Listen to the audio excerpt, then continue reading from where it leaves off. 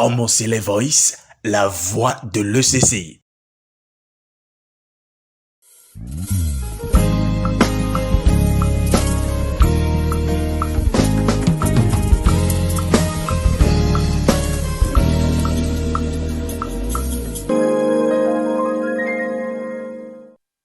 Merci.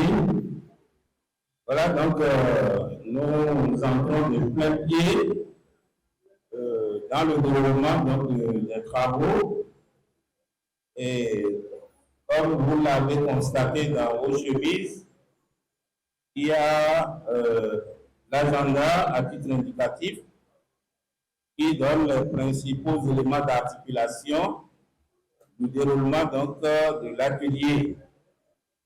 Nous venons de passer la phase d'ouverture à travers la prière d'ouverture, l'allocution de bienvenue et l'allocution d'ouverture officielle des travaux par le révérend pasteur chef mondial de l'Église. Ensuite, nous allons aborder la présentation des objectifs de l'atelier. Et cette présentation des objectifs de l'atelier sera faite par le devancier Biaou. Au-delà du rapport des commissions, nous avons également la voix des pèlerins qui nous indiquera qu'est-ce qu'ils pensent de l'organisation et des différentes activités réalisées au cours du pèlerinage. Tout cela va nous conduire à identifier les réussites, les insuffisances et les défis qui restent à relever pour une bonne prise en charge du pèlerinage.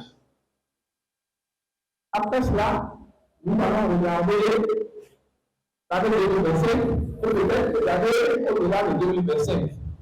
Donc nous allons regarder qu'est-ce qu'on prévoit en termes d'activité pour 2025 et qu'est-ce que cela implique en termes de mobilisation de financement, en termes d'organisation et en termes de mobilisation des ressources humaines et tout ce qu'il y a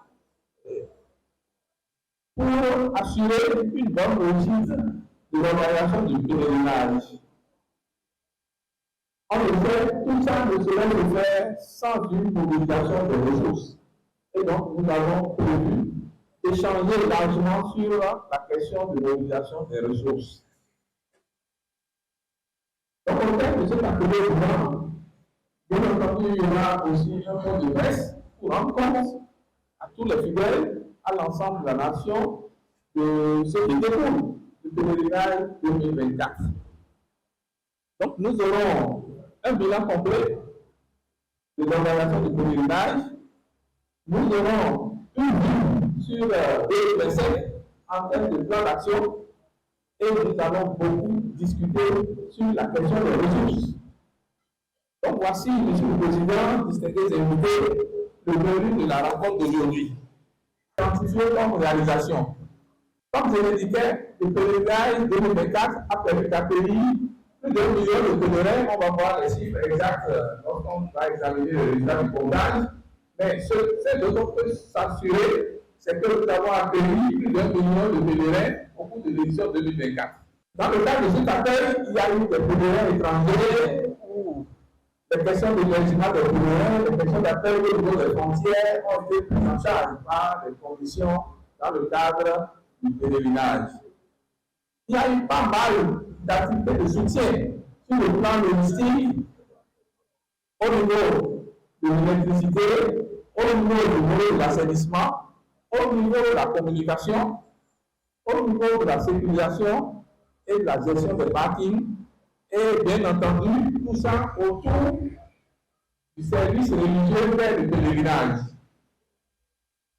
Il y a eu également des activités marchandes et bien entendu le comptage et la satisfaction des pèlerins, l'enquête de satisfaction, qui nous permet cette fois-ci d'avoir les opinions des pèlerins sur l'organisation du pèlerinage. C'est vrai, nous, commission technique, comité permanent, nous faisons le point, mais nous avons l'occasion aussi d'avoir ce que pensent les pèlerins. Tout ça ne s'est pas passé sans difficulté. Donc, de façon globale, l'ensemble des commissions ont souligné la question de l'insuffisance des budgets. Donc, ça a été une difficulté partagée par l'ensemble des commissions et le comité permanent. Il y a eu également des problèmes logistiques, par ailleurs, sur le plan matériel, sur le plan de l'équipement, sur le plan aussi de la couverture électrique. Il y a eu des difficultés dans la coordination entre commissions. Il y a eu 15 commissions. Donc nous avons relevé que les commissions ont eu parfois des problèmes dans les interactions. Le dialogue, les activités conjointes, la coordination en commission a souffert quelque part dans le cadre de certaines activités. Il y a eu des retards que nous avons observés dans la mise en place des installations. Donc ça, nous l'avons enregistré, ça a été publié par les différents rapports des commissions. Il y a eu également la gestion difficile des flux de pèlerins. Nous avons constaté que, et vous avez l'occasion de nous en convaincre, entre 2023 et 2024, le nombre de pèlerins a augmenté. Et donc, les implications en termes de gestion des flux, c'est encore un défi qu'il faut déjà affronter par édition, et donc nous avons enregistré cela. Nous avons également enregistré des problèmes au niveau de la communication, dans tous les sens. La visibilité, la connexion Internet, la communication et la retransmission par ailleurs de toutes les activités déroulées au cours du pèlerinage. Face à cette difficulté globale, qu'est-ce que nous proposons? La première proposition importante et capitale, c'est que le site commence par être étroit pour le filet qui augmente d'édition en édition. Sans piétiner sur les résultats du comptage, c'est en 2023 et 2024 nous avons enregistré près de 200 000 pèlerins en plus. Donc, si en 2025, nous enregistrons encore une certaine augmentation, le site devient de plus en plus étroit, et donc la question de l'extension du domaine est une question majeure qu'il faut courageusement mettre sur la table pour qu'on puisse envisager ce qu'il y a lieu de faire. Nous savons que la mairie, les autorités ont un temps soit peu apporter une solution provisoire pour juguler les urgences en donnant accès à certains domaines, mais les questions vraiment d'aborder ça et de régler cette question une fois pour toutes. Je pense que le président du comité permanent aura l'occasion de revenir sur ce point essentiel pour montrer l'acuité de cette recommandation. La deuxième recommandation importante est souhaitée aussi bien par l'État que la hiérarchie de l'Église céleste, c'est la mise en place de cadres de gouvernance qui puisse rassembler toutes les parties prenantes, notamment l'État d'un côté, l'Église et éventuellement d'autres partenaires impliqués pour déjà entrevoir toutes les questions inhérentes à l'organisation du pèlerinage, pas à la veille du pèlerinage, mais tout au long de l'exercice annuel. Donc ça, c'est important, la mise en place d'un cadre de gouvernance est un élément essentiel, c'est un pilier de l'organisation du pèlerinage. Après cela, c'est la question financière. On ne peut pas organiser le pèlerinage, c'est un événement mondial. Cela sollicite des grandes ressources sur le plan financier, sur le plan humain, sur le plan matériel. Et donc, comment mobiliser davantage de ressources est une question essentielle pour le pèlerinage. Ensuite, nous allons former des recommandations sur le plan organisationnel. Comment on s'organise pour faire face aux activités, pour qu'on mette dans l'esprit de l'État. C'est la planification, c'est l'anticipation. Comment organiser les infrastructures à un moment où le monde est devenu de plus en plus digitalisé. Nous continuons de formuler des films par-ci, par-là. On peut faire mieux. Et on devrait pouvoir mieux faire en utilisant vraiment les progrès techniques et technologiques actuellement. La coordination intercommission. Donc, nous devons apprendre à mieux travailler. Il y a 15 commissions. Chaque commission réunissant au moins 7 personnes. Vous voyez le nombre de personnes déjà. Comment faisons-nous pour apprendre à mieux travailler ensemble en développant des synergies, en développant des processus de travail conjoint? Comment faire en sorte que la communication et l'assainissement puissent avoir des espaces pour travailler ensemble? Comment faire en sorte que l'accueil et la commission statistique puissent travailler ensemble? Donc ça, nous devons travailler ce processus pour qu'on puisse travailler de façon conjointe. Comment faisons-nous pour appuyer la commission santé entre la sécurité, la santé? Comment faisons-nous entre l'assainissement et la santé? Autant d'interactions qui n'ont pas bien fonctionné au cours du pèlerinage. Donc ça, c'est un aspect que nous devons renforcer. Bien entendu, la question de la formation du personnel. Nous avons pas mal de cours qu'on déploie sur le site. Nous avons pas mal de personnel d'accueil. Nous avons pas mal de personnel pour les ordures. Comment on les forme pour vraiment délivrer un service professionnel? C'est important aussi. Et ensuite, il y a des questions organisationnelles liées au laissez-passer, liées au partenariat médiatique, liées aux sponsoring sur lesquels nous devons vraiment exiger des processus pour qu'on puisse vraiment tirer une meilleure partie des partenariats, tirer une meilleure partie des sponsoring. Il faut en sorte que le système de laissez-passer puisse être vraiment mieux travaillé pour qu'on n'en ressorte pas mécontent avec des graissements de dents par-ci et par-là. Donc, voici les recommandations globales que nous avons pu résumer de l'ensemble des commissions. Il est question maintenant d'aborder les spécificités commission par commission.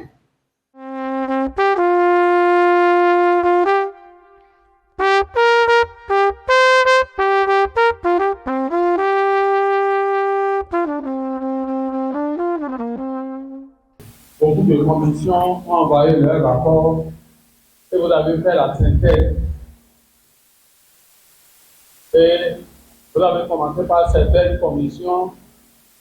Et comme nous, au niveau de la commission entretien, on dit le travail avant, pendant et après, vous avez mis à juste titre peut-être la commission entretien pendant, c'est-à-dire au milieu quelque part, au lieu d'être au départ. Merci beaucoup pour ça. Maintenant, ce sur quoi je voudrais insister, sur instruction du président du comité permanent, pendant qu'on était en train de travailler, il nous avait recommandé de prendre contact avec la société de gestion de déchets et de la salubrité, SGDS. Et cette commission a beaucoup fait dans le cadre de l'entretien du site. On a mis ça dans notre rapport. Vous avez parlé de la mairie, de la préfecture, tout ça.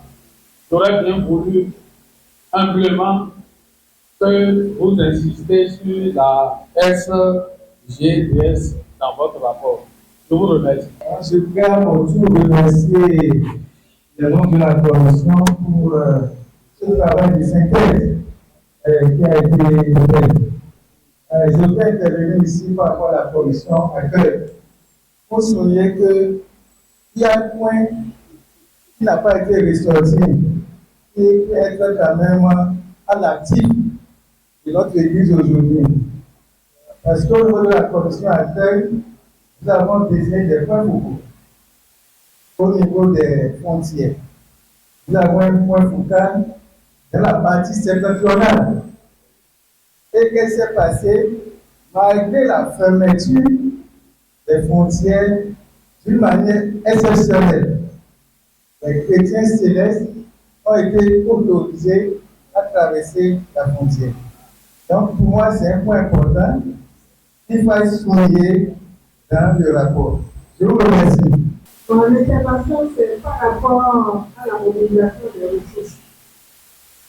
Je n'ai pas senti au niveau des synthèses qu'on a pu nous parler un peu de la mobilisation des ressources. Que la commission finance n'est pas sortie clairement dans les présentations. Et par rapport à cette mobilisation des ressources, je voudrais savoir si on a pu faire un point de la contribution des tutelles, les 1000 francs que nous avons évoquées, nous avons demandé, nous avons communiqué là-dessus. Est-ce qu'on a pu faire un point? Est-ce que nos fidèles se sont habitués à pouvoir utiliser cette technologie d'envoi de l'argent par Momo pour nous structurer données? C'est ça cet aspect que je voudrais, si on peut nous donner certains points, nous donner au moins, nous ne voulons pas, comme ça c'est bilan financier, mais comme vous avez pu faire pour les pèlerins, le portail des pèlerins, est-ce qu'on peut avoir une idée de ce qui s'est passé? Deuxième préoccupation, nous avons plutôt parlé du marché de Noël. Est-ce que ce marché, au niveau de la commission des marchés, ça n'a pas été évoqué? Est-ce que ce marché a eu lieu effectivement? Ou est-ce qu'on a mis, quel a été le résultat? Troisième préoccupation, c'était à propos de sponsoring. Le sponsoring, cette année, qu'est-ce qu'on a pu obtenir par rapport à la mobilisation des ressources sur le plan de sponsoring? Merci, Jeanne. Au niveau de la commission énergie, il faudra qu'on puisse examiner à fond le rapport de cette commission. Parce qu'il y a encore des factures à payer, il y a encore beaucoup de choses que nous devons liquider. Mais il y a un compteur permanent que nous devons installer sur le site. Il faudrait que le comité permanent puisse nous accompagner dans cette tâche-là. Ensuite, j'ai remarqué qu'il y a eu une innovation par rapport au pèlerin de 2024. C'est Celestia Food. Alors, c'est une innovation qui est une bonne chose, mais je n'ai pas eu, disons, le point des recettes engrangées par rapport, n'est-ce pas, à cette activité, pour savoir s'il faut la pérenniser ou bien la supprimer pour l'édition prochaine. Parce que si nous n'avons pas assez de recettes, de bénéfices par rapport à cette activité, ce n'est pas la peine que nous sortions toujours de l'argent pour ne rien faire. Merci beaucoup.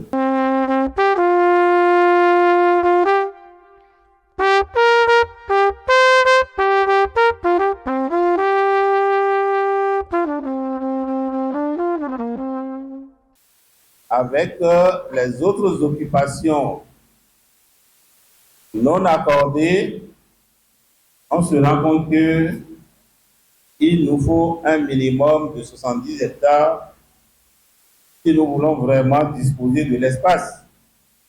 Parce qu'il y a des questions qu'on n'a pas pu régler, des questions donc notamment de parking.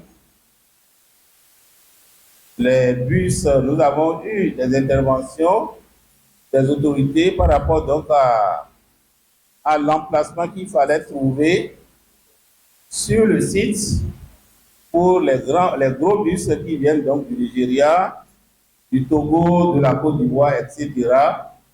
Mais l'espace n'était pas disponible.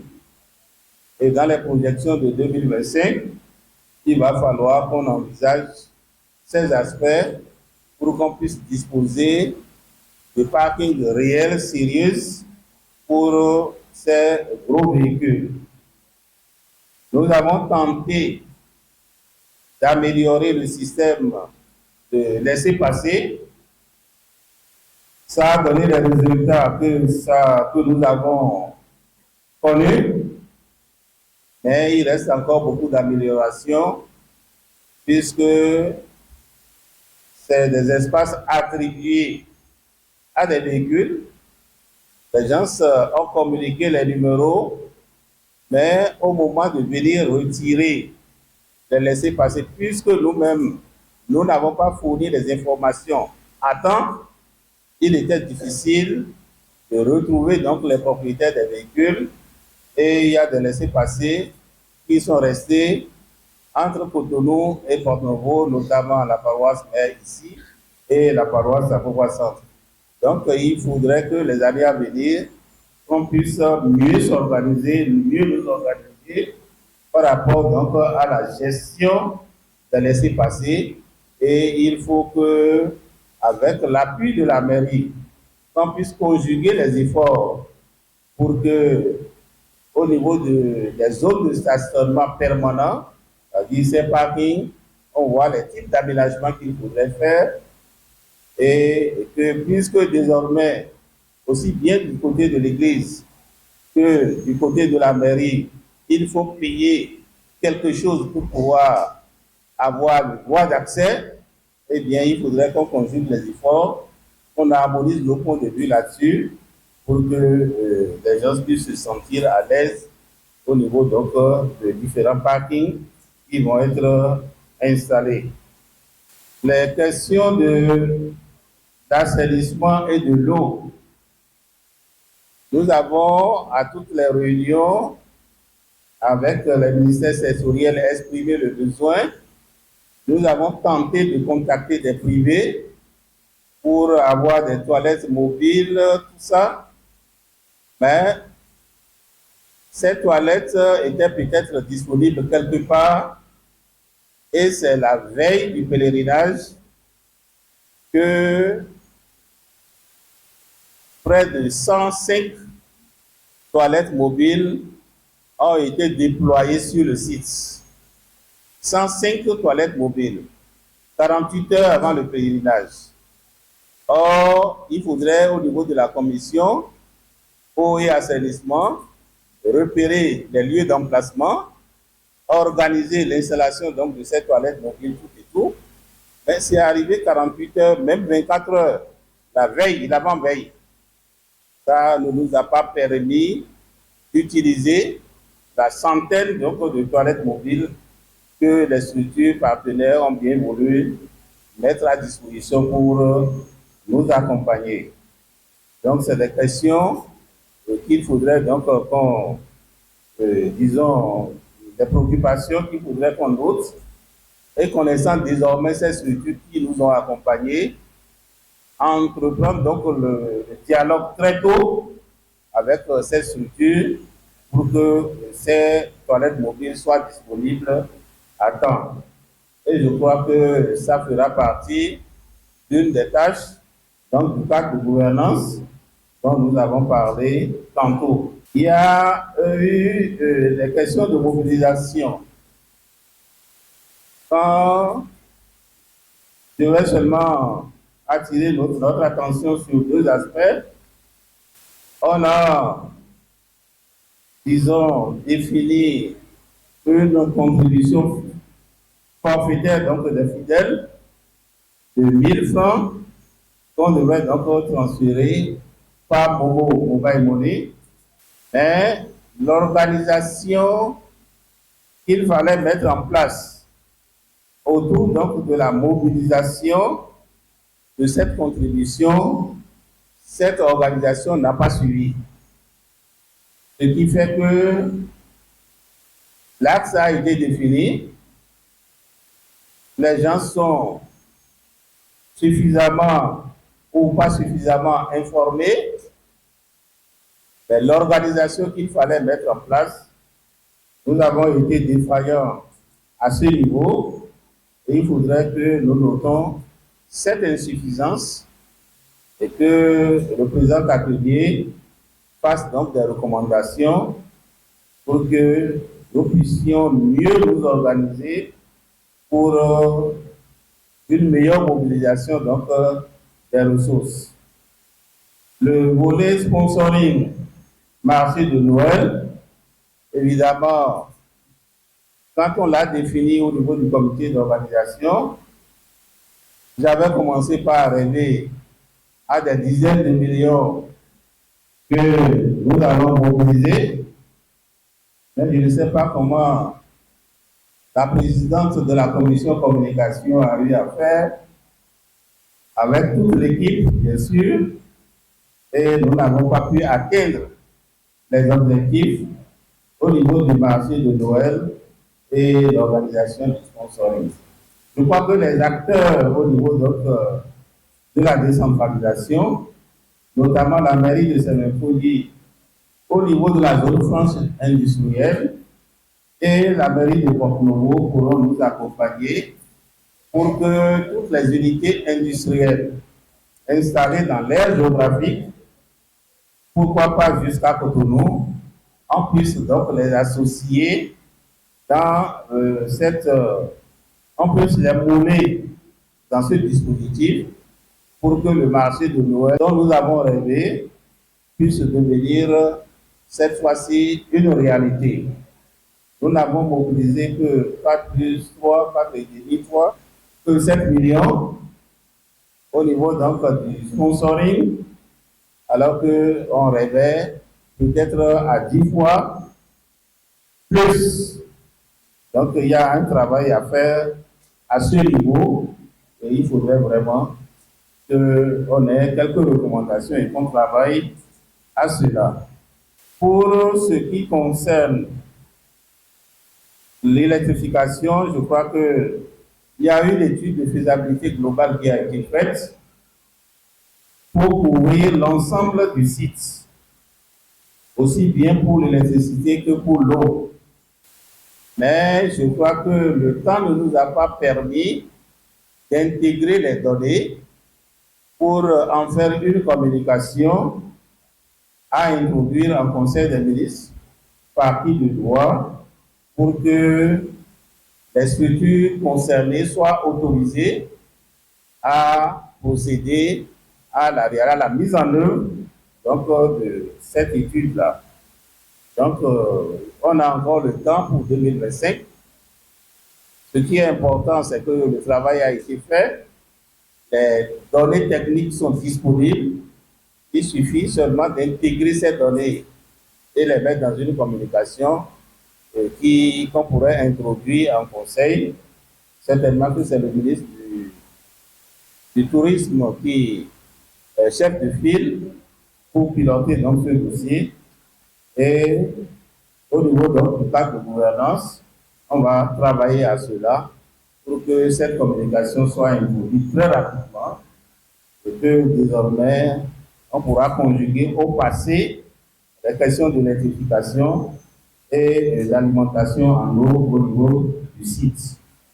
Pour ce qui concerne Celestia Food, c'est un groupe d'appui, ce n'est pas une commission.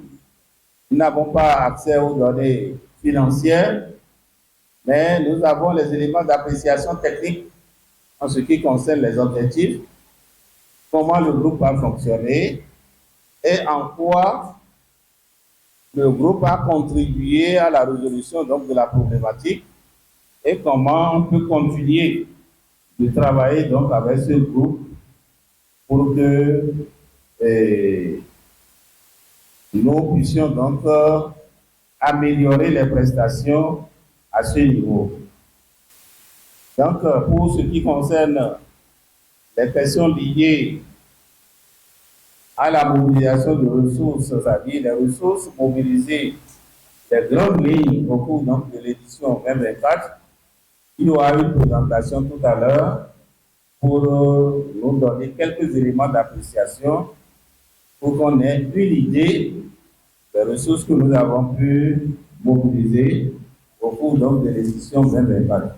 Voilà, donc les autres membres du comité ad hoc, si vous avez des éléments de réaction par rapport aux préoccupations, à quelques points encore d'éclaircissement, voilà, vous avez la parole. Je voudrais que dans la rédaction du rapport, que l'on fasse attention à ne pas sortir de la prudence comme ça. Une frontière fermée, une bonne organisation ne peut pas organiser ce qu'on pourrait appeler une fraude. Pour preuve, les pèlerins sont arrivés et à leur retour pour entrer à Niamey, il y a eu, je crois, plus d'une cinquantaine de personnes qui ont été interpellées.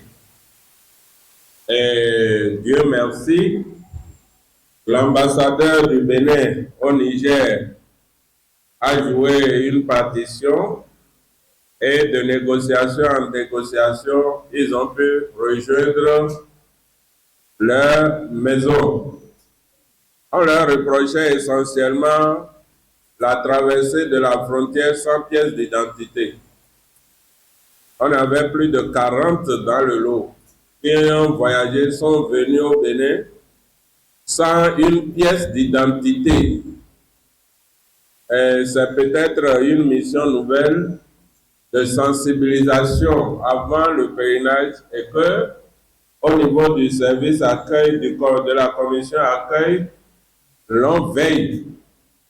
Nous organisons le pèlerinage, il faut qu'on respecte les lois des États. On ne peut pas aller au pèlerinage sans aucune pièce. Donc, les pèlerins qui revenaient du Bénin pour Niamey, quand ils ont été interpellés par la direction de la sécurité du territoire DST du Niger, le contrôle a prouvé que sur un lot de 52, à peine il y avait une douzaine qui avait de pièces. Les autres n'avaient rien. C'est donc aussi une province. C'est tout ce que je voudrais dire par rapport à cette question.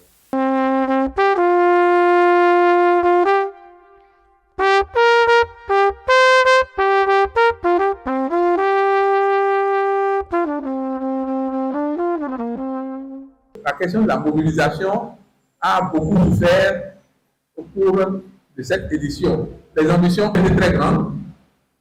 La mobilisation n'a pas beaucoup accompagné. Donc, c'est une difficulté majeure. Et nous avons enregistré des retards dans les travaux, puisque nous sommes à l'heure du bilan. Mettons toutes les faiblesses sur la table pour voir comment on s'organise pour faire face à cette grande faiblesse. Les recommandations, c'est vraiment travailler sur la mobilisation des ressources. Ensuite, c'est vraiment mieux planifier selon les priorités et mettre en place un plan de déploiement des ouvrages. Il y a pas mal de travaux qui sont en cours, qui doivent être achevés. Il faut bien assurer le suivi de l'achèvement de ces travaux pour qu'avant le prochain pèlerinage, on puisse vraiment partir sur de nouvelles perspectives. La commission communication. Cette commission nous a permis d'avoir la couverture médiatique des événements. Donc, il y a eu une innovation à saluer, la création de sites web et une présence accrue sur les réseaux sociaux. Nous avons également une production de support de communication. Il y a eu un magazine, il y a eu pas mal de supports qui ont été produits par la commission et qui ont assuré une visibilité de l'événement, de l'Église, au point qu'il est aujourd'hui question de pouvoir partir de là pour engager la problématique même de la visibilité au sein de l'ensemble de l'Église. C'est vrai, la commission a assuré la visibilité au niveau du pèlerinage, mais ça ne suffit pas, il faut aller au-delà du pèlerinage pour que le CC, en tant qu'ensemble, puisse vraiment être visible à travers vraiment des actions qu'on peut capitaliser sur ce qui a été fait au niveau du pèlerinage. Nous avons également bénéficié de la formation des ambassadeurs qui ont amplifié la visibilité avec les actions de communication sur les réseaux sociaux et sur d'autres plateformes de communication. Donc, les moyens utilisés, c'est vraiment les équipes techniques de communication, les partenariats avec Alléluia FM, World TV et avec d'autres organes de la place. Il y a eu beaucoup de supports digitaux et beaucoup d'imprimés. Donc, les difficultés, c'est le retard dans le lancement des préparatifs, l'insuffisance de moyens financiers et les actions parallèles de communication non coordonnées. Donc, la question de coordination est une question majeure aussi qui revient. Bon, la communication a noté, bon, je ne vais pas insister, des problèmes de collaboration avec des commissions en général, donc on ne va pas insister là-dessus. Donc, en guise de recommandation, je développais, il est question d'avoir une stratégie de communication globale pour l'ensemble de l'Église. Au-delà du pèlerinage étant une activité majeure de l'Église, donc il faut entrevoir la communication au-delà du pèlerinage. Il faut renforcer la coordination. Vous comprenez que la nature de la commission, c'est une commission transversale, la commission communication. Donc, c'est normal, il faut des interactions avec les autres commissions et enregistrer quelques couacs qui ne sont pas véritablement développés, mais qui sont inhérentes à la nature de leur intervention. Toutefois, il faut pouvoir vraiment organiser ces interactions, pouvoir définir les procédures et vraiment les organiser, qui fait quoi, comment et à l'aide de quoi, ainsi de suite. Donc, le processus de planification est également important. Nous allons passer à la commission énergie. La commission énergie a beaucoup travaillé. Cette commission, quand il y a une petite faille, nous dénonçons, mais derrière tout ça, c'est beaucoup de travail enregistré au niveau de cette commission. C'est l'installation de 10 compteurs triphasés. C'est l'électrification de l'hôtel, du centre de santé, des tentes, des logements, des toilettes. C'est l'installation de groupes électrogènes. C'est l'éclairage des voies et parking. Bien entendu, tout ça avec le soutien des services de l'État. La SBE a été d'un grand secours pour cette commission. Et comme vous le voyez, les moyens utilisés sur le plan financier par cette commission ne sont pas des moyens faramineux. Nous avons travaillé avec des moyens disponibles. Donc, il y a eu pas mal de sous-traitants électriciens et pas mal d'équipements, projecteurs utilisés. Tout ça. Les difficultés, comme il est question de mettre tout sur la table, il y a eu retard de livraison du groupe électrogène. Peut-être pour mieux expliquer, il y a eu retard dans la mise en service du groupe électrogène. Pour être plus précis, le groupe a été livré à temps, mais la mise en service a enregistré un retard, ce qui a fait qu'il y a eu certaines zones qui sont restées dans le noir et ça n'a pas fait la joie de pas mal de pèlerins. Nous avons noté des branchements non autorisés d'équipement. Ça a été une question qui a sérieusement posé des problèmes de suivi du réseau au niveau de la commission. Nous avons malheureusement enregistré des sectionnements de câbles, ce qui a rendu aussi des zones, pas mal de zones non électrifiées, pas parce qu'il n'y avait pas de courant qui a été déployé, mais parce qu'il y a eu sectionnement de câbles. Donc ça, c'est des difficultés. Nous avons enregistré le vol de fils et de projecteurs. Donc, les recommandations qui découlent, c'est l'anticipation des essais. Idéalement, c'est bon que tous les câblages soient faits pour que 72 heures à l'avance, on puisse effectuer des essais. Mais nous voyons que nous sommes obligés de faire des essais même pendant que le pèlerinage se déroulait. Nous souhaitons l'implantation de nouveaux poteaux en béton et le démarrage des travaux d'infrastructure. Donc, il y a Le président va certainement insister sur ces aspects. Il y a eu, pour la couverture de l'ensemble du site, il y a eu un travail qui a été fait avec le partenariat de la SPE et le soutien de l'État. Et donc, tout ça pourra être mis en œuvre et prendre en charge ces recommandations qui ont été élaborées. La commission des affaires marchandes et la gestion des parkings. Donc, cette commission a effectué des activités liées à son intitulé, la gestion du marché unique, l'organisation des parkings et l'augmentation des espaces de stationnement. Il faut indiquer qu'au cours de cette édition, nous avons eu une particularité, c'est un marché unifié. Il y a eu un marché unifié, il y a eu une meilleure organisation des espaces de stationnement. Donc, pas mal de difficultés aussi, des questions financières, des questions d'incompréhension avec les agents municipaux et la création anarchique des points de vente. La commission entretien, elle a travaillé au nettoyage du site et au nettoyage du site avant, pendant et après l'événement. Donc, les moyens utilisés, nous avons intensément pour cette commission bénéficié vraiment du partenariat avec les mairies de Cotonou et de Sémékodi. Nous avons bénéficié de pas mal de soutien d'un personnel qui a accompagné l'entretien, mais avec beaucoup de problèmes de négociation des rémunérations, parce qu'il y a eu beaucoup d'ouvriers qui ont travaillé. Il y a eu beaucoup de marchandage autour des rémunérations. Ce n'est pas simple à gérer lorsqu'on a affaire à beaucoup d'ouvriers.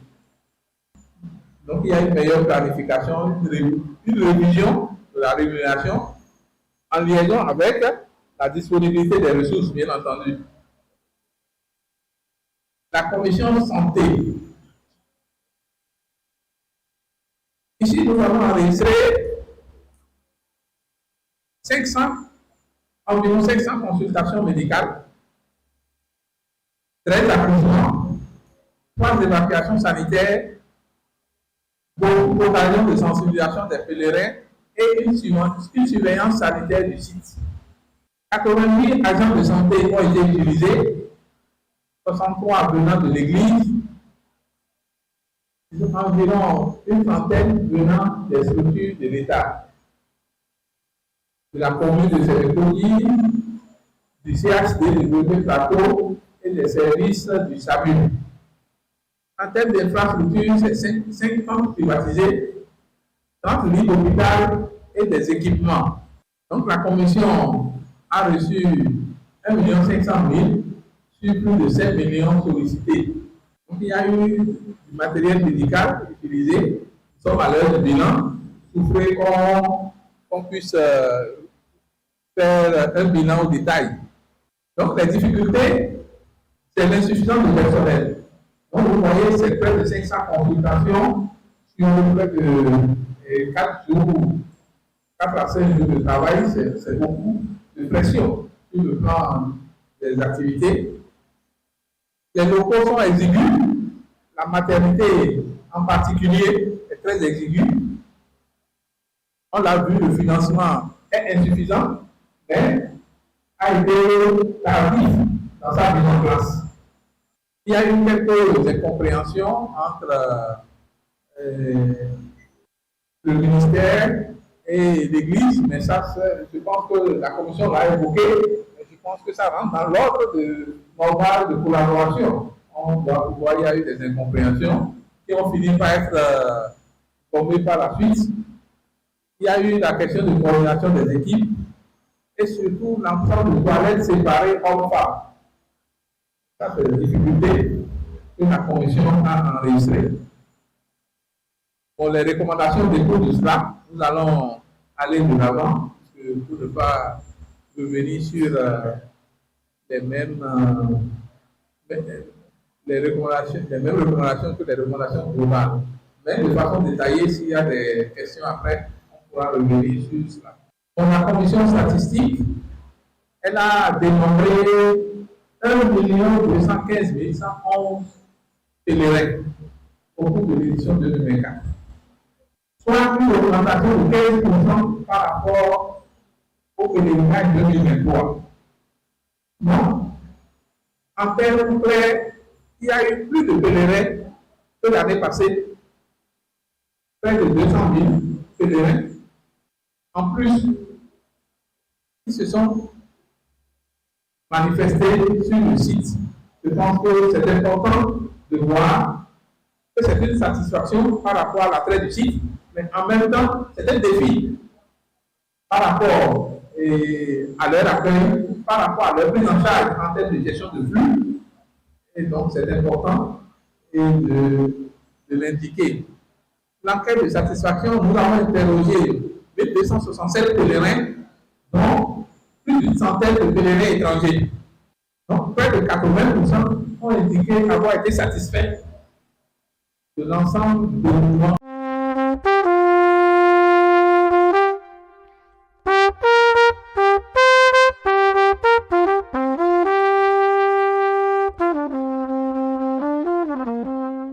C'est par rapport à la communication. Ils ont parlé des réseaux sociaux pour faire passer nos informations. Au même moment, je voulais attirer l'attention de l'assistance sur ce que les réseaux sociaux font du mal pour notre Église. Aujourd'hui, nous avons des individus mal intentionnés qui racontent n'importe quoi sur les réseaux sociaux. Alors, lorsque l'on voyait les autres congrégations, ça ne se passe pas comme ça. Ça ne se passe pas comme ça du tout. Je pense que je demande pour vos dignitaires de l'Église à prendre les mesures pour que ces individus mal intentionnés soient sanctionnés sévèrement. On ne peut pas parler de l'Église tel qu'ils le font sur les réseaux sociaux. Ce n'est pas possible. Il faut un peu de discipline. Donc, à ce niveau, la communication doit pouvoir nous faire une proposition concrète pour décourager cet aspect des choses qui vraiment mal et notre Église. Et voilà quelques interventions. Par rapport au travail de la commission animation, d'abord nous allons remercier le Seigneur parce que ce n'est pas facile, nous le savons bien. Mais en temps, nous avons prévu la mise en place de 9 stations de relais sur le site, à répartir sur différents points stratégiques du site. Notamment 3 sur le long du pavé menant au site principal. Cependant, suite aux instructions fermes données par le colonel à Loukou et le commissaire scout et Florent Ompéate, ils ont demandé à enlever 3 stations qui sont placées sur le long du pavé. Alors, on a obtempéré pour ne pas se causer de problèmes. Ils ont été fermes. Alors, si on n'enlevait pas ces stations, je me demande, peut-être ils auront dû nous brutaliser. Alors on a enlevé. Si ces stations ne sont pas là, est-ce que ceux qui sont sur le long seront satisfaits? Non, ils ne peuvent pas être satisfaits. Donc, on a eu ce problème-là. Au même moment, il y a les gens mal intentionnés qui ont sectionné nos fils. Ils ont même emporté des amplis. Ils ont eu à faire beaucoup de choses on a quand même essayé de garder le calme. Et comme il y a des matériaux d'échange, on a essayé de faire ce qu'on peut faire pour satisfaire. Alors, comme le son, j'ai compris, ou on a compris du moins, qu'il faut beaucoup de sécurité.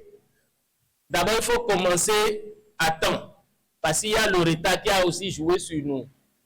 Il y a le retard, le comité permanent n'a pas vite et donné le OK pour qu'on puisse vite commencer. Donc il y a le retard. À part le retard, il faut la sécurité. Je note fort que les agents les scouts même la police, ils n'ont pas pu vraiment faire ce qu'on a demandé par rapport à la sécurité. Et c'est nous-mêmes qui avions tout fait pour engager des gens de sécurité et personnel pour pouvoir nous aider. Alors, là où il y a les stations, ils nous ont bien volé et sectionné les câbles. S'il y avait la sécurité, je crois qu'il n'y aurait pas de ces cas de vol. Alors, on a compris la leçon et les années à venir, surtout cette année, on demande à Dieu de nous aider, de nous donner vie pour qu'on puisse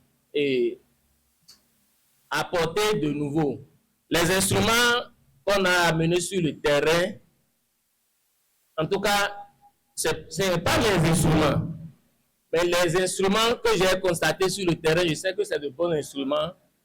Et ce qui s'est passé, s'il n'y avait pas de cas de vol et de cession des câbles, peut-être que ça allait donner plus. Donc, on va se retirer, réfléchir pour voir ce qu'il faut faire pour corriger les imperfections l'année 2025. Merci beaucoup, Président. Cette question d'animation, de communication, ça a soulevé beaucoup de polémiques au sein des pèlerins et au sein de tous ceux qui ont assisté au pèlerinage. Et si ça ne tenait qu'à moi, les insuffisances qu'on a eues là, le comité permanent et les responsables de l'Église vont penser sérieusement au lieu que ce problème soit laissé à la commission de l'animation seule. Il faut que l'Église au plus haut niveau pense à cela. Et pourquoi je le dis, on a toujours critiqué. Et j'ai évoqué à l'une de ces sessions-là où on a parlé d'animation et j'ai fait référence à un évangéliste pasteur, Bonquet. Bonquet est venu dans ce pays. Il a fait animation au terrain. Toute la ville de Porto-Novo entendait ce qu'il disait de façon très nette. Et j'ai dit, je sais, ça fait déjà 2 ans, 3 ans ou 4 ans, j'ai dit, mais notre commission là, notre église, on ne peut pas tricher Bonquet là, ou bien tricher ceux qui ont travaillé avec Bonquet. Mais c'est problème de moyens.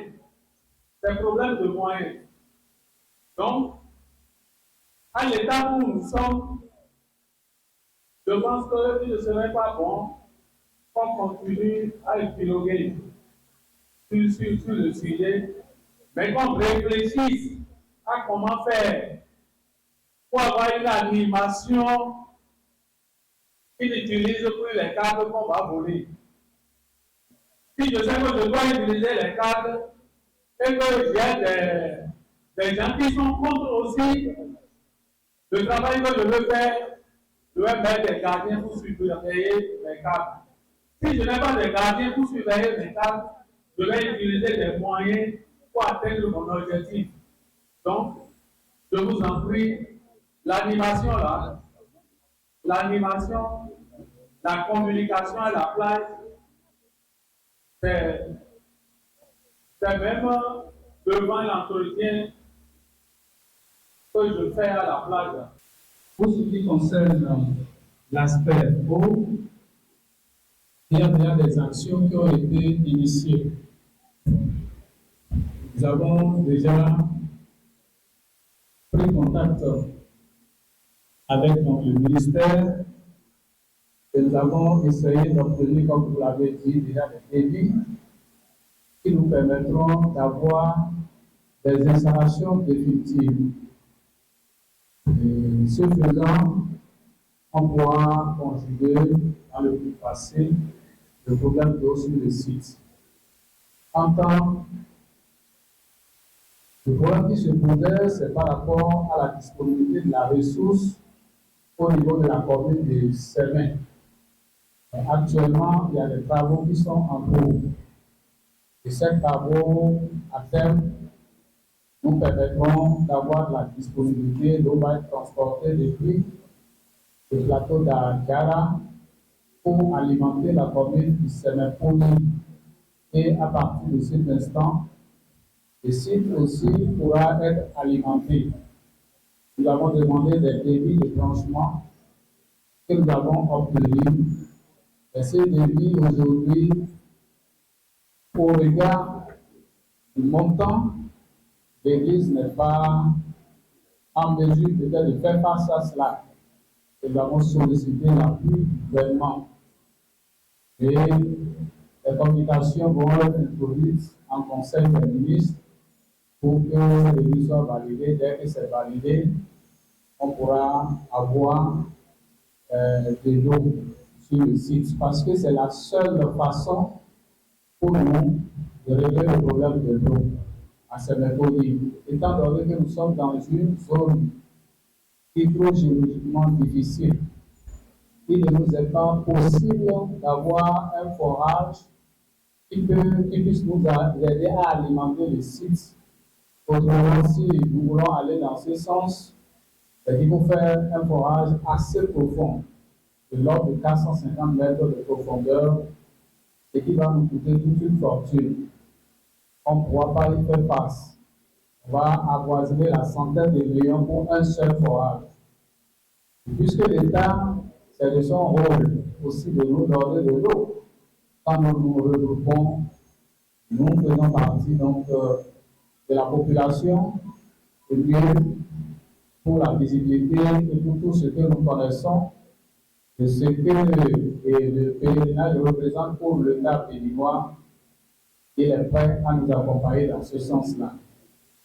Alors pour ce qui concerne la question d'hygiène et d'assainissement, à ce niveau, pour le moment, nous avons prévoté parce que c'est un problème certain. Quand on regroupe les gens, on produit des déchets. Il faut pouvoir évacuer et assainir le milieu pour le rendre vivable. Autrement, nous allons venir prier, nous rentrerons avec des maladies. Pour qu'il n'en soit pas ainsi, pour le moment, on a fait recours aux structures partenaires qui ont mis à notre disposition, mais cette fois-ci, les dispositifs mis ne sont pas parvenus à temps. Nous avons déjà tiré les conséquences par rapport au retard qu'on a observé un peu partout. Et je crois que les fois prochaines, on fera mieux pour que cet aspect soit bien géré. Mais à long terme, il va falloir qu'on quand même on arrive à installer les dispositifs définitifs, de manière à ce qu'on ne soit pas obligé de faire recours à cet habillement mobile. Et nous avons fait quelques recommandations dans notre rapport pour dire nous n'allons pas attendre peut-être 2 ans, 3 ans, mais au fil des ans, nous allons commencer par construire de nous-mêmes des toilettes à l'instar de ce que Agavon nous a offert sur le site et qui nous a aidé cette année à quand même régler en sorte que ce problème-là. Donc, au cours de cette année, si au lieu d'aller louer des cabines, une centaine de cabines mobiles, on arrive à construire 2 ou 3 modules, encore de latrines en matériaux définitifs sur le terrain, soit en hauteur sur des toilettes qui existaient, soit quelque part où on identifiera ensemble. Ça va progressivement d'aller en année. Si on fait ces efforts, on va arriver à régler le problème de l'assainissement et de l'hygiène à ce niveau-là. Le centre qui existait a servi à 2 prises en charge, la maternité et les enfants. Ce qui a permis un peu d'optimiser cette prise en charge. Les adultes sont pris sur les tentes climatisées. On trouve que c'est une bonne organisation. Mais en faisant de cette manière-là, nous avons constaté l'exiguïté donc de la maternité. Et l'espace dédié aux enfants aussi n'était pas suffisant. Donc, ce qui a lieu de faire par la suite, c'est d'agrandir un peu le centre là aujourd'hui. Je pense que quand on va faire une largeur de 5 mètres en plus, cela ne va pas coûter cher. Moi, je vous connais, avec 10 millions, on peut faire ce travail-là. Et élargir ce centre, ce qui permettra donc à la maternité d'avoir plus d'espace et aux enfants aussi d'avoir plus de place dans leur prise en charge.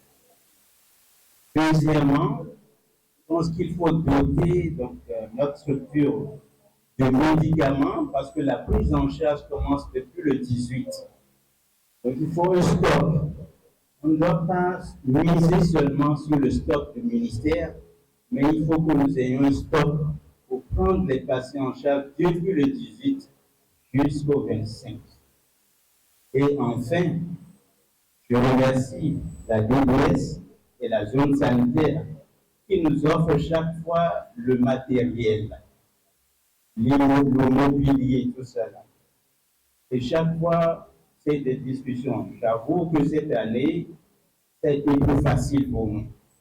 Mais on ne va pas continuer dans ce sens. Il faut que progressivement, l'Église commence par équiper le centre en matériel, en mobilier et tout ce qu'il faut pour prendre en charge correctement les patients. Il faut qu'on commence par être de plus en plus autonome.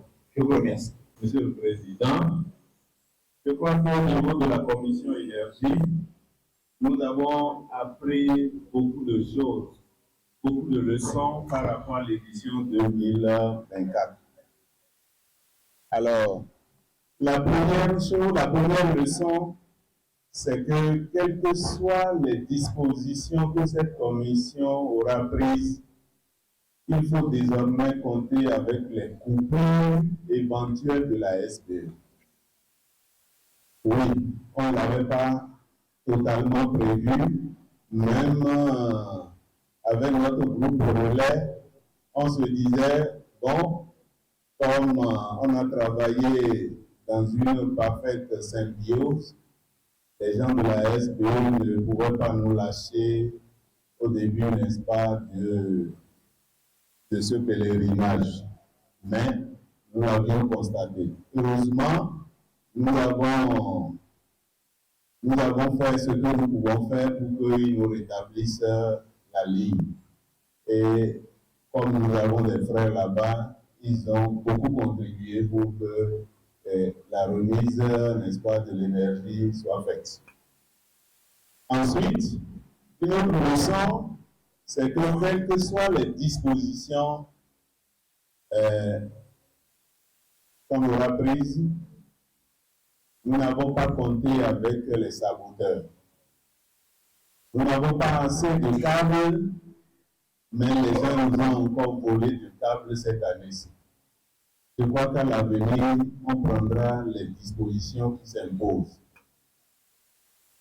Alors, par rapport aux perspectives pour 2025 et les autres années, je voudrais que le comité permanent puisse, disons, renouer le dialogue avec la société SIRAC pour l'ouverture des voies.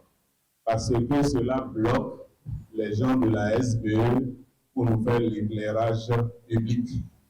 Donc, à ce niveau, il faudra que nous renouions le dialogue avec la SPE pour que on puisse finalement, disons, nous installer l'éclairage public sous forme de mesures sociales.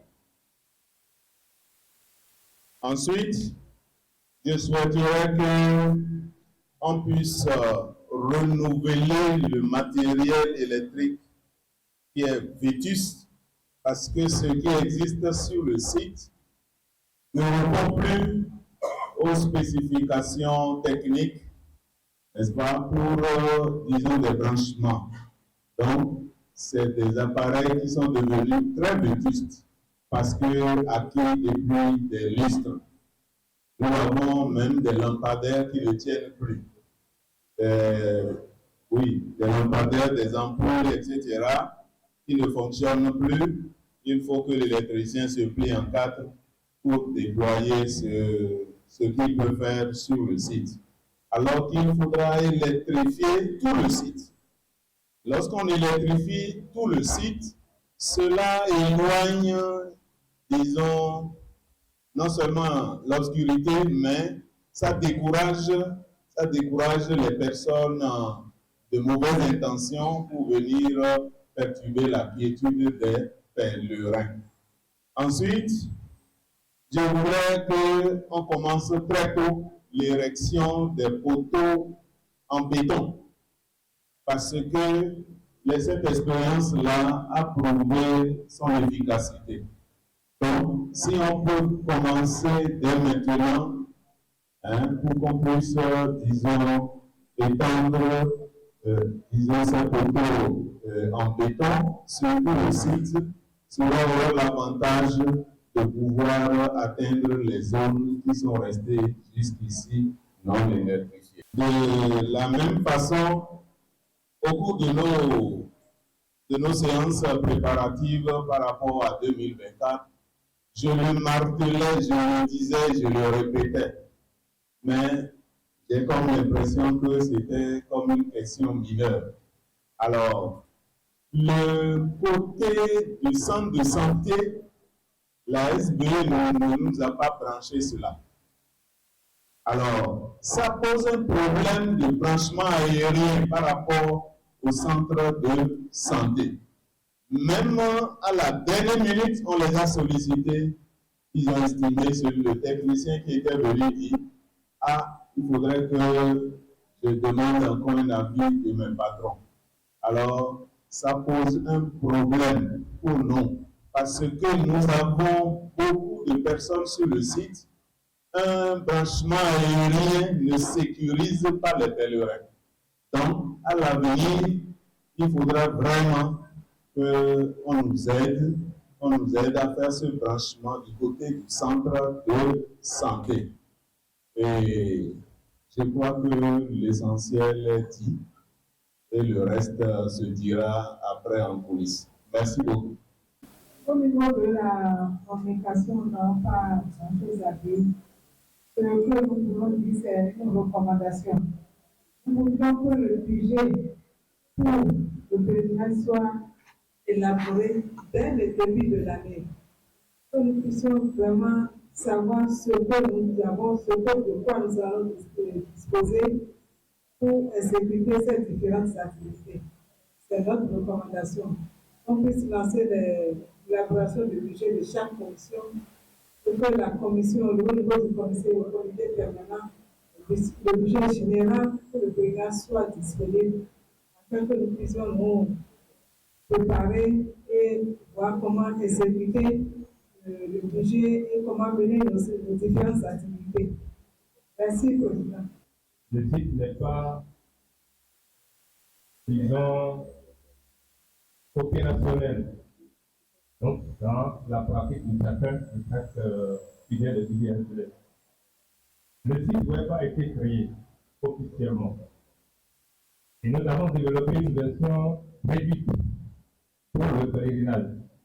Donc, la version globale qui doit prendre en compte beaucoup de fonctionnalités pour la visibilité de l'Église, cette version est en cours de réalisation actuellement. Donc, on va finaliser la commission de communication après cette séance-là va se rapprocher du président pour la suite de ce qui va être fait. Mais déjà, de façon résumée, quand le site sera finalisé, l'Église va avoir une réflexion du site. Donc, le présentateur va livrer le site version officielle à l'Église et l'Église va recruter ou identifier des personnes techniques, des personnes ressources pour former en effet donc d'animer efficacement le site par rapport à tout ce qui se fera au Saint-Siège. Donc, c'est les versions, les informations du Saint-Siège qui seront diffusées parmi le site officiel de l'Église nationale. Mais ça ne se limite pas seulement au pèlerinage, de façon, c'est pour l'Église tout entière, c'est pour toutes les activités de l'Église. Et en plus de ce site-là, nous avons créé des comptes sociaux. Donc il y a des réseaux sociaux sur lesquels l'Église est présente désormais. On a identifié 5 comptes sociaux. Il y a Facebook, YouTube, Instagram, Twitter et TikTok. Donc ces comptes officiels existent et sont déjà opérationnels. Et on les a déjà utilisés au cours du pèlerinage. Donc le travail d'animation se pose. Et il faut donc du personnel pour animer ces différents comptes-là et animer le site officiel de l'Église. Donc c'est la phase vers laquelle nous devons avancer pour que le portail digital de l'Église soit ouvert et effectif. Merci beaucoup. Par endroit, on a parlé de, on a volé. Mais pour ce qui est de notre part, toutes les plaintes qui ont été portées à notre niveau, nos 2 collaborateurs immédiats, qui sont tous de la profession, dont un qui est commis à l'opérationnel et un qui est commis au maintien de la troupe, nous donnons des instructions pour intervenir rapidement. Mais pour les différents cas de vol qui ont été évoqués, nous n'avions pas part de cela avant cette séance. Justement, il fallait attendre cette séance-là pour comprendre ce qui s'est passé par endroits sur le site. En matière de sécurité, quelles que soient les dispositions et les mesures mises en place, il y a toujours des préoccupations. Et la sécurité des personnes et des biens n'est pas que l'apanage des professionnels. C'est l'apanage de chaque citoyen. C'est aussi l'apanage de la population et de chaque occupant. Donc, nous ne sommes pas ici pour justifier ce qu'on reproche ou ce qu'on trouve que ça n'a pas marché au niveau de la prestation de la sécurité. Mais nous sommes là pour prendre note, pour qu'à l'avenir, les défaillances soient corrigées et les insuffisances soient comblées. Je vous remercie. Pour l'accueil, si elle n'a pas un plan autre que l'entrée dans le pays. C'est ma question. Pour l'accueil, si la commission accueille installe simplement son poste d'entrée à l'aéroport et au niveau des frontières terrestres et souhaite la bienvenue aux pèlerins sans pouvoir mettre à leur disposition nos moyens de transport pour les conduire vers le site ou vers les différentes paroisses d'accueil.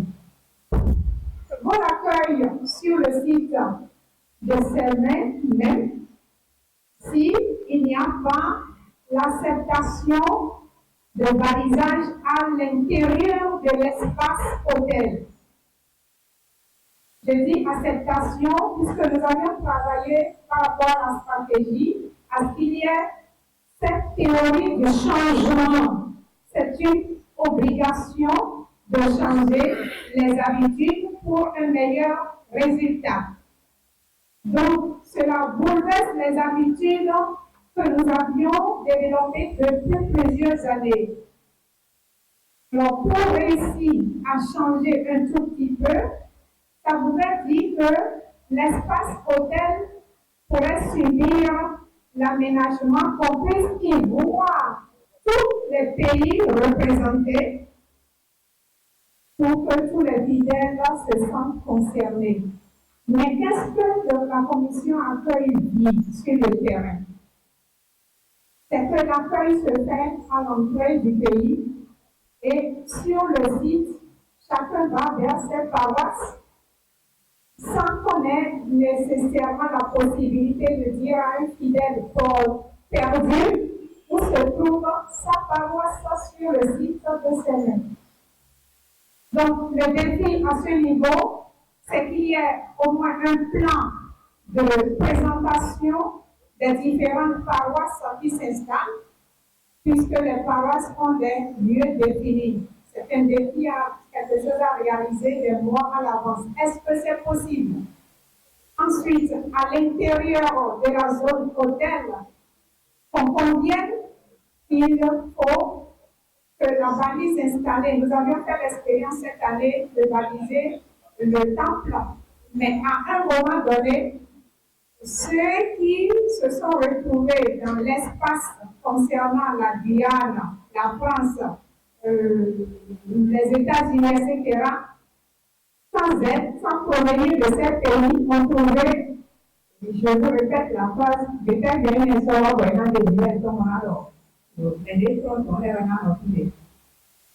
et mes seuls moments sont difficiles également pour laisser la place un peu aux femmes qui sont venues pour de différents pays. On a pu obtenir seulement une petite négociation lors de la présentation des salutations par les délégations. Il fallait donc dire délégation telle qui est installée, c'est juste. Laisse qu'ils finissent de saluer le révérend, ils sortent de l'hôtel et ceux qui sont les propriétaires des lieux, que sont les nationaux, se réinstallent. Cela s'est poursuivi tout le temps. Donc, c'est à la fois un défi, mais une contrainte.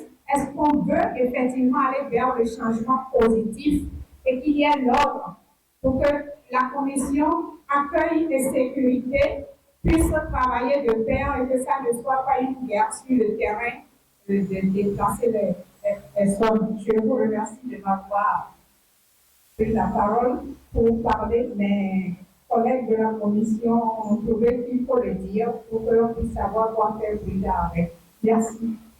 1404 parois contre 2180. Parce que vous pouvez vérifier en 2023. Ça fait à peu près un peu moins de 800 paroisses, ça fait 776 exactement. Les paroisses, si ces chiffres sont vérifiés, c'est important, c'est préoccupant. Je voudrais qu'une commission se penche sur cette question-là et essaye donc de nous inventorier les causes possibles de cette réduction donc, de participation des paroisses.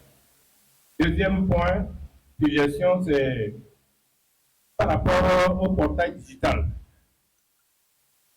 C'est vrai, le site sera réalisé, les comptes sociaux sont déjà créés, l'Église va organiser la réception du site, mais le site sera confié à qui? Les comptes sociaux seront confiés à qui?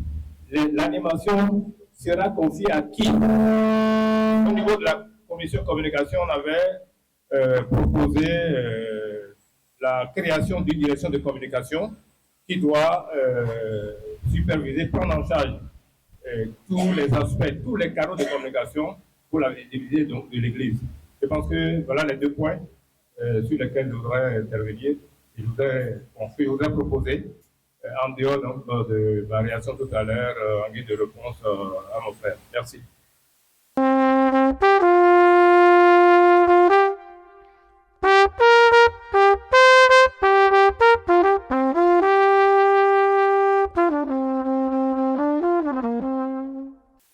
Dans le contexte, nous pouvons reconnaître et savoir que le site international SBJ Chauffard est un site révélé depuis 1947 par le fondateur de l'Église.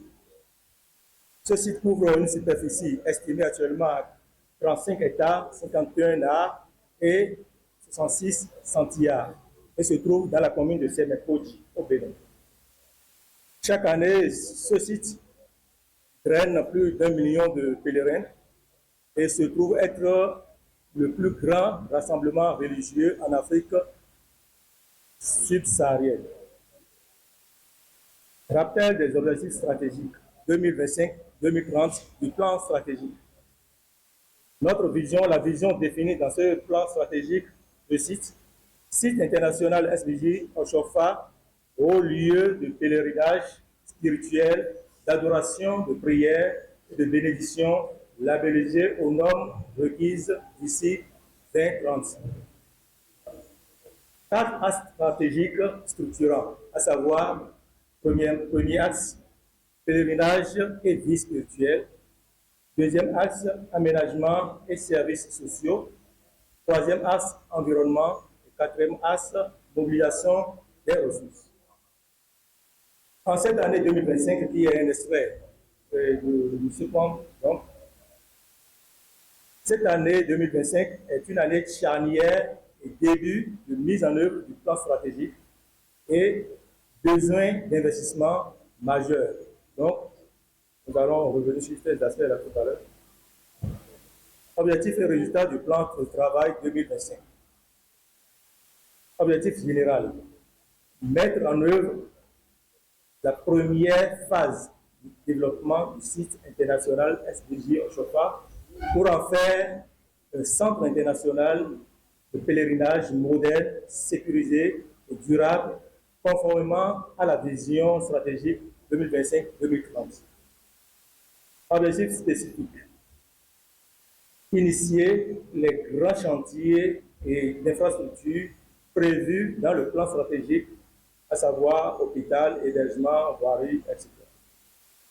Améliorer les conditions d'accueil et de sécurité des pèlerins. Mettre en place un système efficace de mobilisation des ressources. Renforcer la dimension spirituelle et culturelle du site. Résultat attendu de ce plan, 20% des infrastructures planifiées sont réalisées, le site est entièrement électrifié, 30% des ressources financières prévues sont mobilisées, c'est-à-dire en cette année 2025. Les études techniques de l'hôpital international sont réalisées, le plan d'assainissement du site est élaboré et validé, un système de gestion moderne du site est mis en place, la sécurité des pèlerins est renforcée, la dimension spirituelle du site est préservée et valorisée.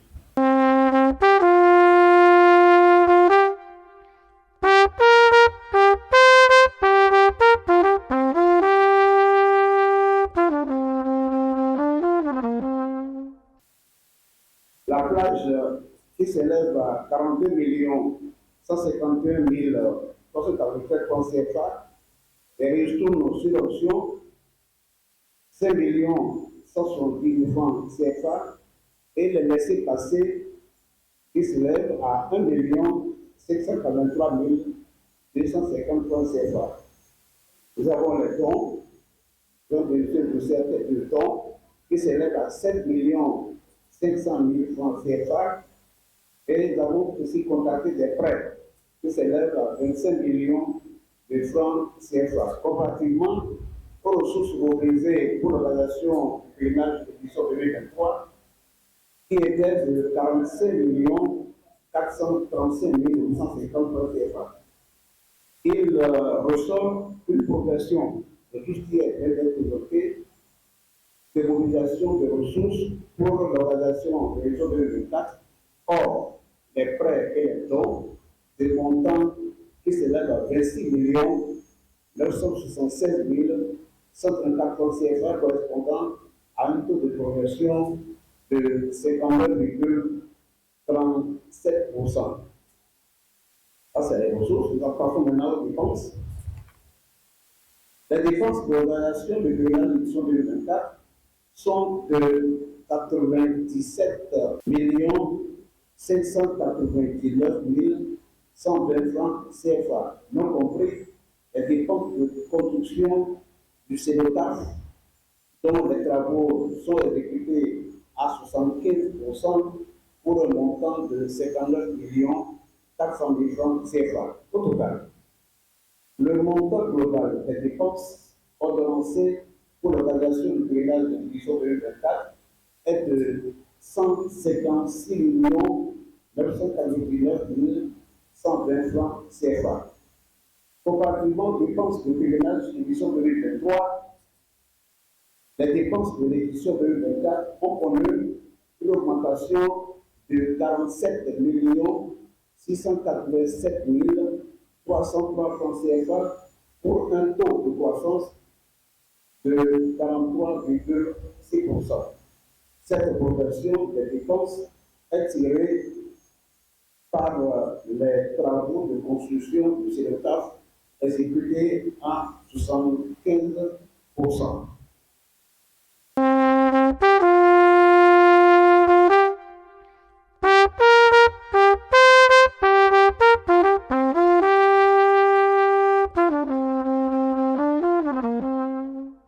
Je voulais préciser que dans la présentation du CP, là où il a mis les noms, on a mis le sous-bloc affecté pour l'organisation. On a cité en parenthèse, donc 5% Tchakou de montant de 2 924 francs CFA, plage 42 151 393 francs CFA, Escoune pour subvention 5 170 000 francs CFA, laissez passer 1 583 250 francs CFA. Et il y a également les 1000 francs par fidèle, qu'on n'a pas dit là, qui s'élève à 511 650 francs CFA. Et les appels de fonds, sur le site donnent au total 890 925 francs CFA. Donc, si vous faites la somme, vous ajoutez les 1000 francs par fidèle et les appels de fonds qui donnent 890 925 francs. Et la vente des pamphlets, les pamphlets, ça fait 180 000 francs CFA. Vous faites la somme de tout ça là, c'est ça qui donne le montant qui est 72 411 984 francs qui est affiché. Donc quand on avait dit non, on n'avait pas tout affiché, on a affiché seulement les montants les plus élevés. Maintenant, comme on avait échangé sur les 1000 francs de la Grèce, vous informer que les 1000 francs, ça fait 511 858 francs CFA. Je voulais également préciser que nous avons mis en place les cartes Momo le 9, nous avons pris les cartes Simon Momo le 9 novembre 2024. Les premières cartes Simon étaient prises le 9 novembre 2024. Et 2 semaines, 3 semaines après, on a fait pratiquement le début du mois de décembre. Et nous avons pris la carte Simon aimant tiers. Donc voilà le temps qui sépare la prise des cartes Momo et le temps de l'organisation du pèlerinage. Donc, oui, ça fait 2 semaines, 3 semaines. Voilà. Donc voilà vos commentaires là-bas. Merci.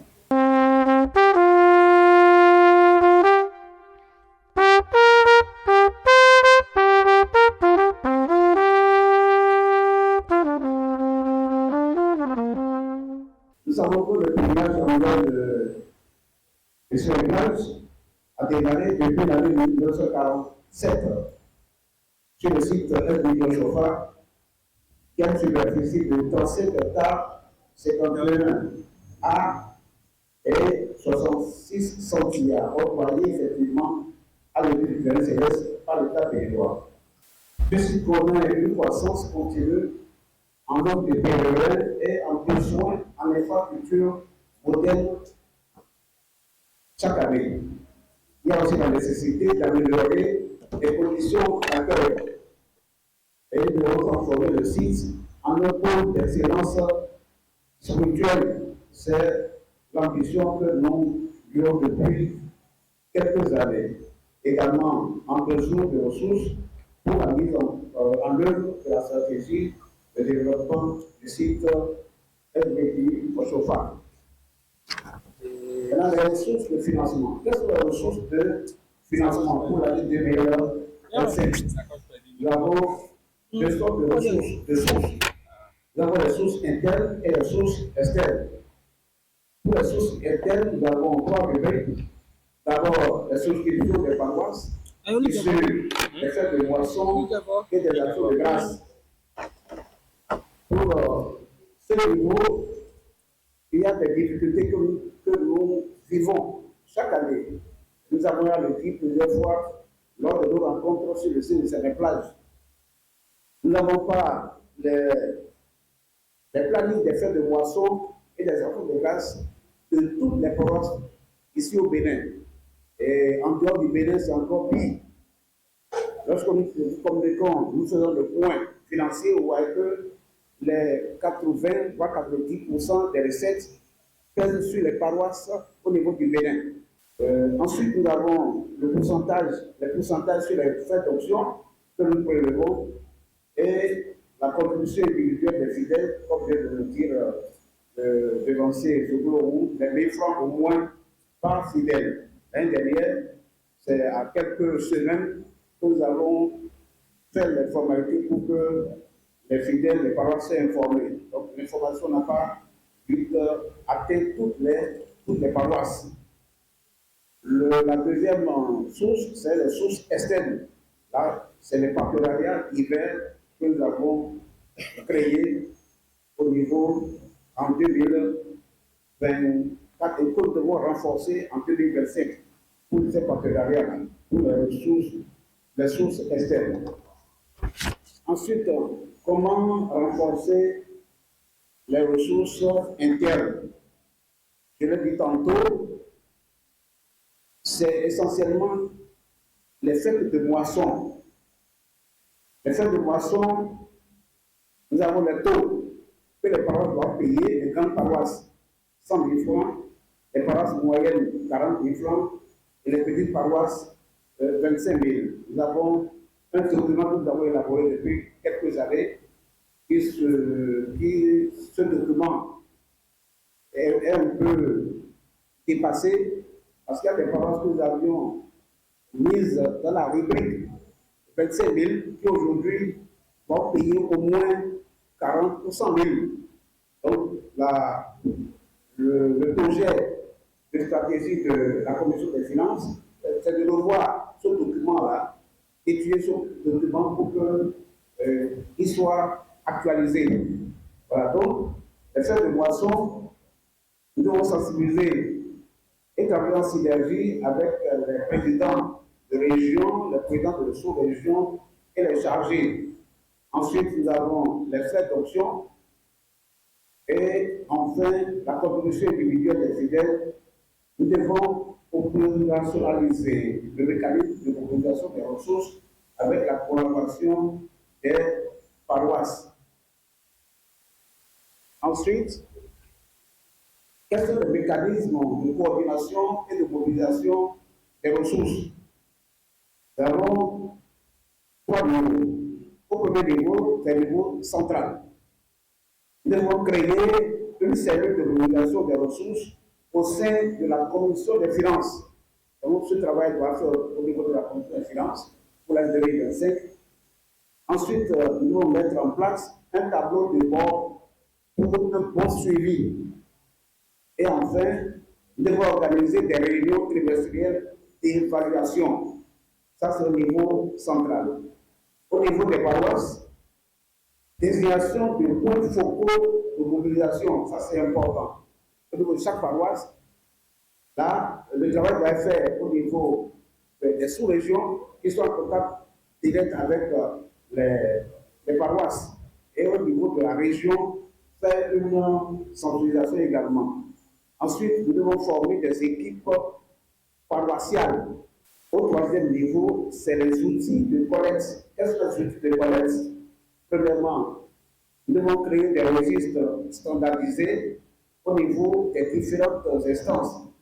Il s'agit des paroisses, des sous-régions, des régions et même au niveau de la paroisse mère.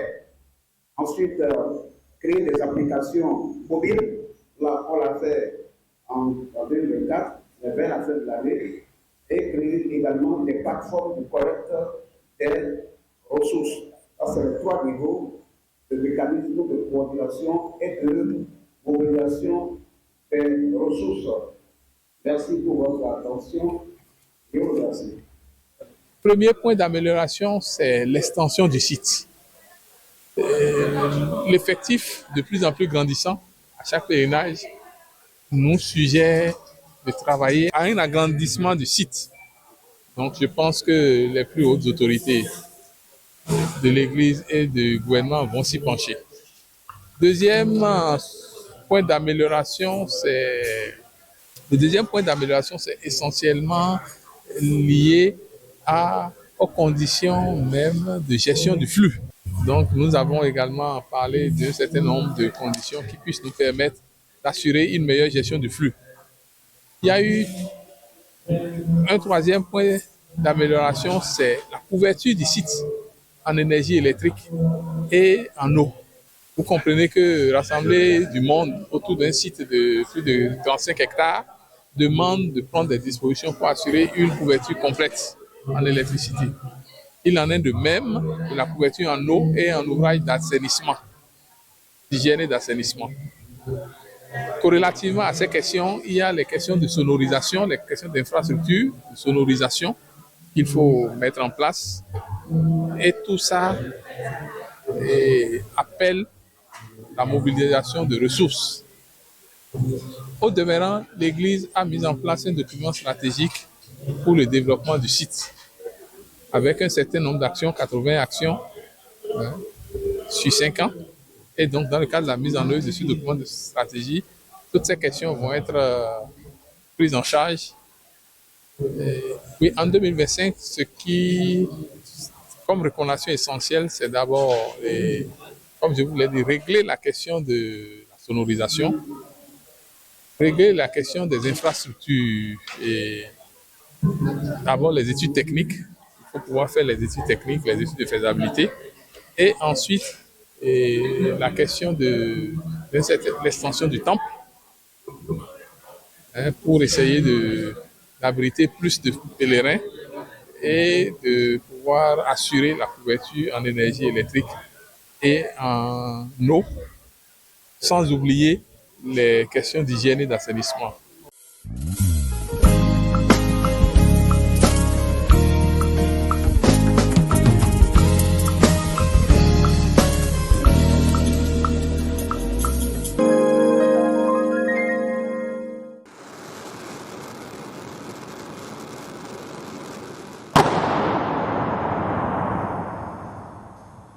Homocele Voice, la voix de l'ECC.